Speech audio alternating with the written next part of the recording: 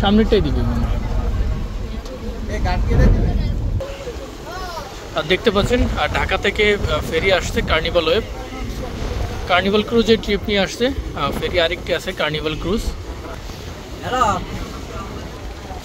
যেদিন carnival cruise চলে না সেদিন কার্নিভাল ওয়েভ চলে, আবার যেদিন কার্নিভাল ক্রুজ চলে সেদিন কার্নিভাল ওয়েভ চলে না। তো দেখতে পাচ্ছেন নদীতে তীব্র স্রোত, যার কারণে ফেরিটি ঘাট প্লেস করতে একটু কষ্ট হচ্ছে। আজকে গাড়ির পরিমাণ কম কার্নিভাল ওয়েভে।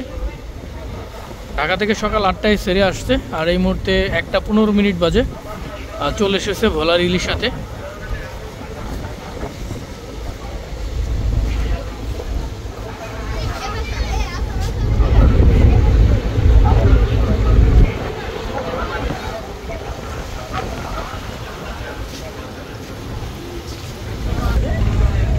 ফেরিঘাট দুটি আছে, এই পাশে একটি ওই পাশে একটি।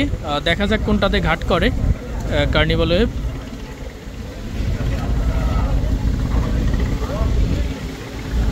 ফেরিটি গাড়ির পাশাপাশি যাত্রীও নেয়। যাত্রীদের জন্য ভিতরে বাংকার বেড এবং চেয়ার, সাথে ভিআইপি কেবিন আছে।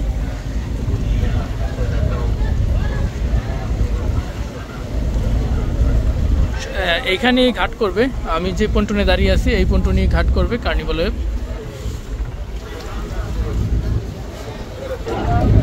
ইনি হলো ফেরির মাস্টার, ইনি যেভাবে ইনস্ট্রাকশন দিবে সেভাবে ফেরিটি ঘাট করবে। এখানে